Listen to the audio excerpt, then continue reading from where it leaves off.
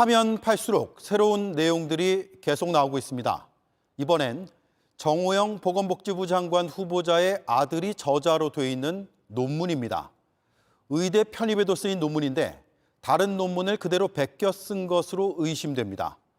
자료뿐 아니라 그림까지 거의 비슷합니다. 하지만 인용했다고 표기하지 않았습니다. 이 논문이 문제가 있다고 결론이 나면 입학 취소 사유가 될 수도 있습니다. 정 후보자 측은 다른 의혹과 달리 이에 대해선 하루가 지나도록 해명을 내지 않고 있습니다. 첫 소식 유유한 기자입니다. 사물인터넷 헬스케어 서비스를 주제로 2016년 4월에 발표된 논문입니다. 석박사 저자들 가운데 정 후보자 아들이 올라 있습니다. 유일한 학부생입니다. 정 후보자 아들은 이 논문을 의대 편입 당시 공적으로 내세웠습니다. 자기소개서에 연구실 심부름꾼이 아니라 연구원으로서 당당히 연구에 참여했다고 주장했습니다.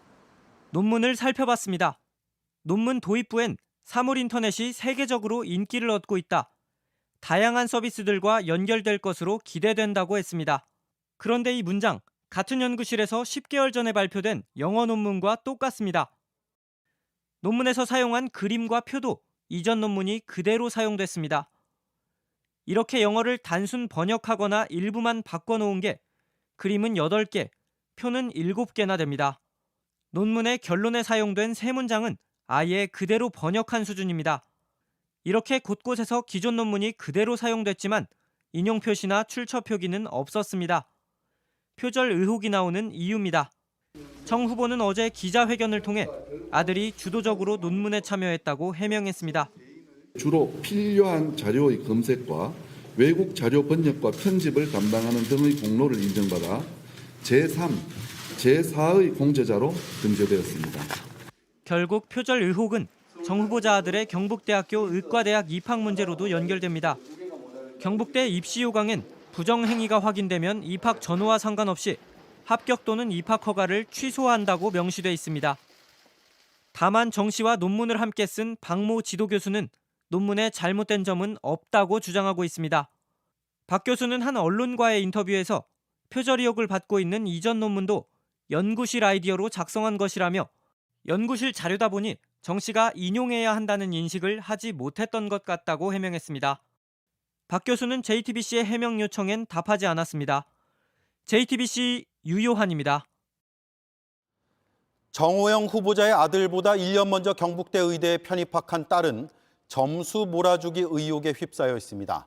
만점을 준 3명의 평가위원이 모두 정 후보자의 지인이라는 이유에서입니다.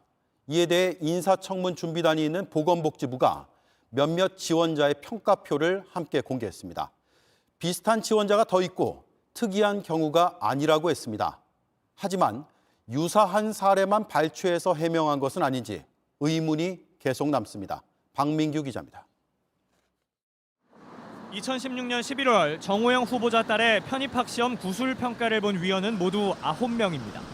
이 중 3고사실 위원 3명은 모두 20점 만점을 줬습니다. 딸에게 점수를 몰아준 게 아니냐는 의혹에 정 후보자는 이렇게 해명했습니다. 만점을 받은 것은 그 외에도 여러 학생들이 있습니다. 다른 방에도 있고, 그렇습니다. 보건복지부 소속 인사청문 준비단도 면접관 3명이 똑같이 만점을 주는 건 이상한 일이 아니라고 했습니다.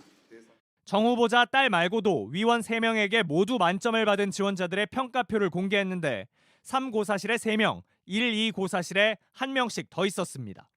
그러나 뒤집어 말하면 최종 합격자 33명 중 이런 경우는 6명뿐이었다는 얘기가 됩니다. 준비단은 또 평가위원 3명 점수가 학생별로 대체로 비슷하다고 했지만 당시 평가표를 살펴보면 1, 2점씩 차이가 나는 경우도 상당수 있었습니다. 정 후보자 딸이 당초 38등으로 최종 합격 등수 밖이었고 예비 합격했다는 걸 강조하는 주장 역시 중복 합격자가 빠져나가는 일은 늘 있었다는 반론이 있습니다. 무엇보다 정 후보자 딸의 3고사실 점수가 다른 2고사실 점수 평균과 차이가 있었다는 점에서 의혹은 가라앉지 않고 있습니다. 이미 정 후보자 스스로가 교육부에 신속한 조사를 거듭 요청했는데 주무부처의 공식 조사를 앞두고 복지부 측이 단정적 결론을 내는 건 적절치 않다는 비판도 제기됩니다. JTBC 박민규입니다. 네, 정호영 후보자의 선배까지 나서서 편입학 과정에 문제가 없다고 감싸고 있습니다. 딸이 한 고사실의 평가위원 3명 모두에게 만점을 받는 건 충분히 있을 수 있는 일이다. 이런 취지입니다. 따져보겠습니다. 팩트체커 이지은 기자가 나와 있습니다. 오늘 논란이 된 게 경북대 의대의 이재태 교수의 주장인데 정확히 어떤 내용입니까? 네, 정 후보자 딸이 60점 만점을 받은 제3고사실에 관련한 주장인데요. 먼저 발언 보시죠. 그러면 10 플러스 10은 얼마냐 이런 거죠. 그러면은 요거는 어떻게 추론하면 20이다라는 답이 나오면은 그 면접위원 3명이 답이 20을 말했구나 하면은 전부 20점을 주는 거예요. 이거는요. 자, 그러니까 답이 정해져 있는 정량 평가기 때문에 평가위원들의 주관이 반영될 여지가 거의 없다. 이런 취지로 보이네요. 네, 맞습니다. 그런 취지로 들리는데요. 그래서 이 교수는 소셜미디어를 통해서 이렇게 주장했습니다. 제3고사실에서의 점수는 면접위원 점수가 대부분 동일하지 않을까 한다. 이렇게 말했는데요. 이 위원들의 채점이 당락에 별로 영향을 주지 않았다. 이렇게 해석될 여지가 조금 있는 발언입니다. 네, 그럼 이 주장들을 하나씩 따져볼까요? 네, 정 후보자 딸이 봤던 시험의 구술평가 구성부터 먼저 보시겠습니다. 모두 3과목입니다. 생물, 화학, 추론으로 구성된 시험이었는데요. 각 과목마다 3명의 심사위원이 배치됐습니다. 그런데 이 중 3번째 시험, 즉 추론에서 정 후보자 딸이 각각 배점이 10점인 2문제의 답을 모두 맞췄습니다. 네. 그래서 위원 3명으로부터 모두 20점씩 60점 만점을 받았다는 것입니다. 그렇군요. 20점이 만점이죠. 네. 네. 심사위원들이 문제를 맞히면 만점을 준다라는 내용인데 그러면 다른 응시생들도 그랬습니까? 네, 그래서 저희가 이걸 확인하기 위해서 여러 자료들을 좀 보려고 했습니다. 당시 전체 응시생에 대한 제3고사실 결과표를 여러 차례 요구했습니다. 하지만 경북대 측과 그리고 정 후보자 측 복지부 모두 거부했습니다. 다만 저희가 국회를 통해서 정 후보자 딸 뒤로 10명의 결과까지는 확보할 수 있었는데요. 응시생 점수가 모두 동일한 걸로 보이는, 그러니까 단순 정량 평가로 볼 수 있을지 의문이 들었습니다. 네. 결과를 보면 점수의 편차가 좀 있어 보일 수도 있다 이 얘기인가요? 네, 그렇습니다. 이 화면을 좀 먼저 보도록 하겠습니다. 한 문제에 대한 같은 답에 대해 한 심사위원은 10점을, 그리고 다른 심사위원은 8점을 준 경우가 있었고요. 또 다른 문제의 답에 한 위원은 7점을, 그리고 다른 위원은 9점을 준 경우 등이 눈에 띕니다. 이 단순 정량 평가 문제라고 하기에는 심사위원들의 판단이 점수차를 만들어낸 겁니다.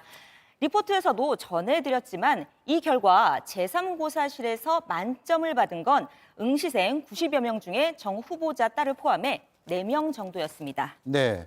그러니까 정답을 맞췄다고 하더라도 10점을 받을 수 있지만 9점을 받는 경우도 있고 좀 편차가 있을 수 있다 이렇게 보이는데 이재태 교수나 경북대 입장을 한번 물어봤습니까?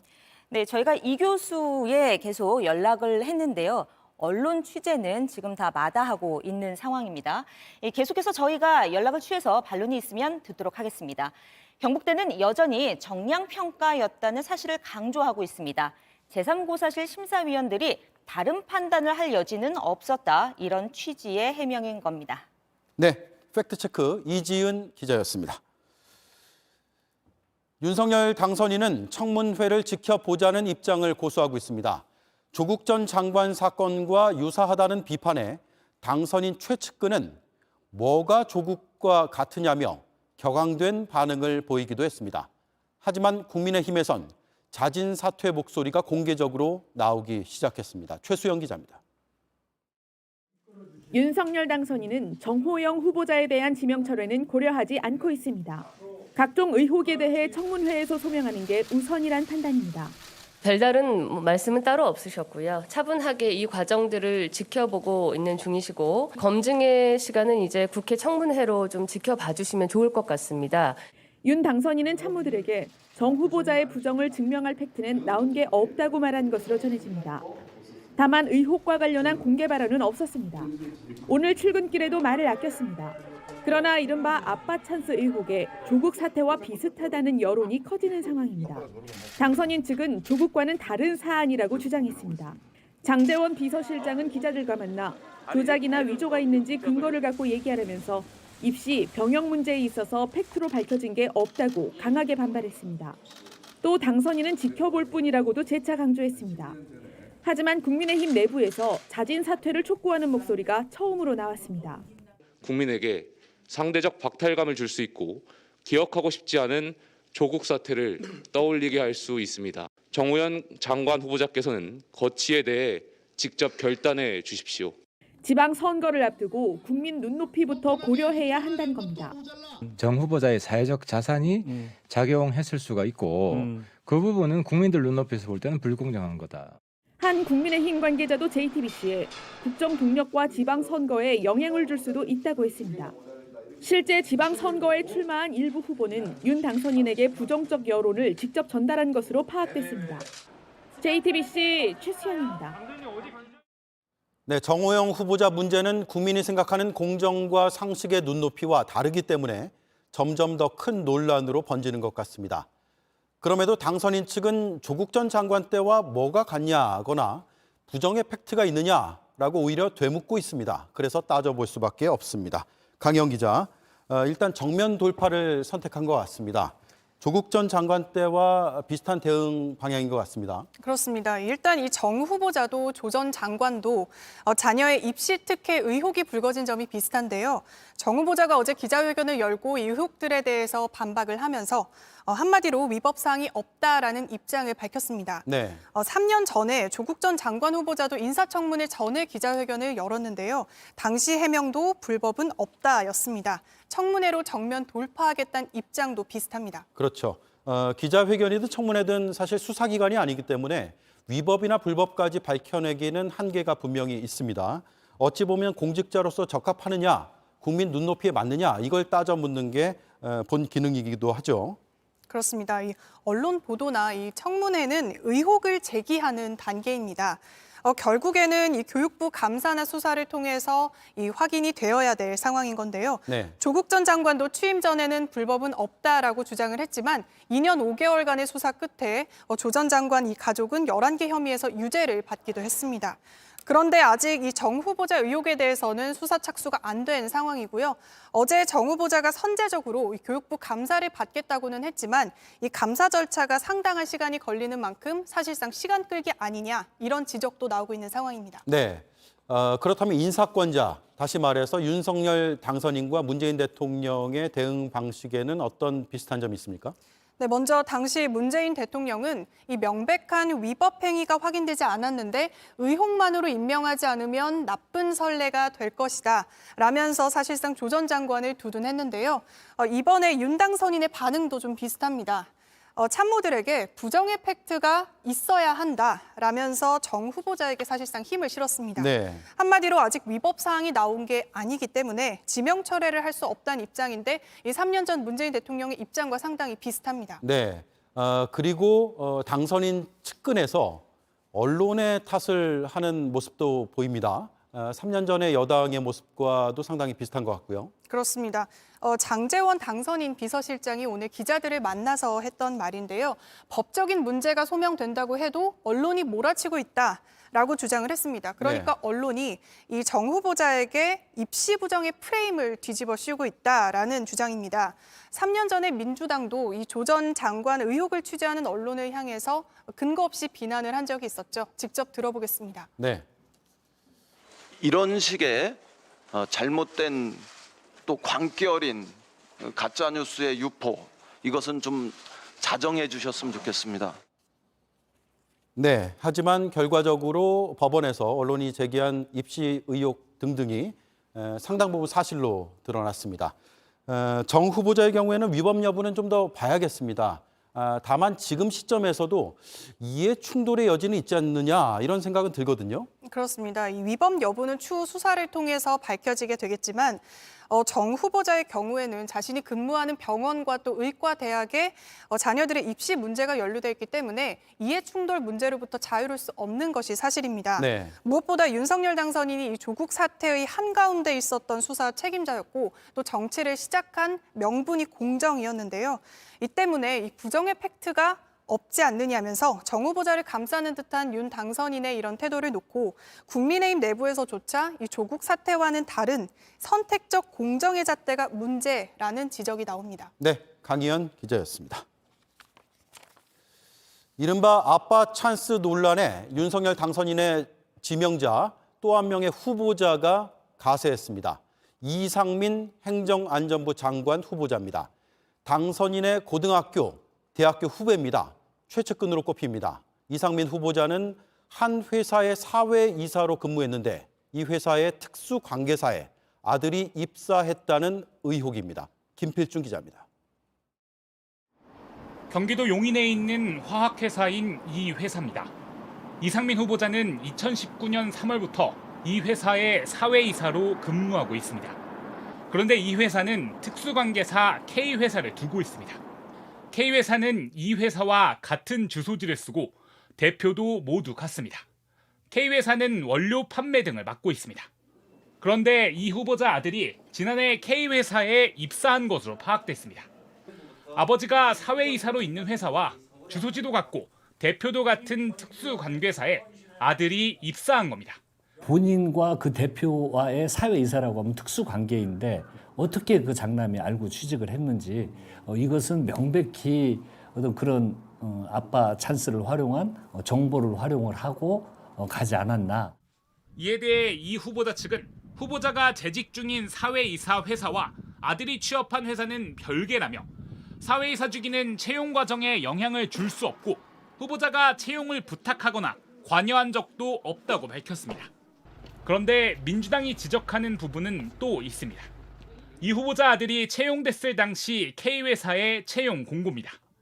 상경계열과 용인 지역 거주자를 우대한다고 적혀 있는데 이 후보자 아들은 전공은 해당되지만 합격하고 나서야 용인으로 이사를 갔습니다. 용인에 거주하고 있지도 않은데 그 후에 취직하고 나서 회사의 요청 사항과 맞지 않게 취직을 한 거거든요. 이건 정확히 맞아떨어지는 대목이죠.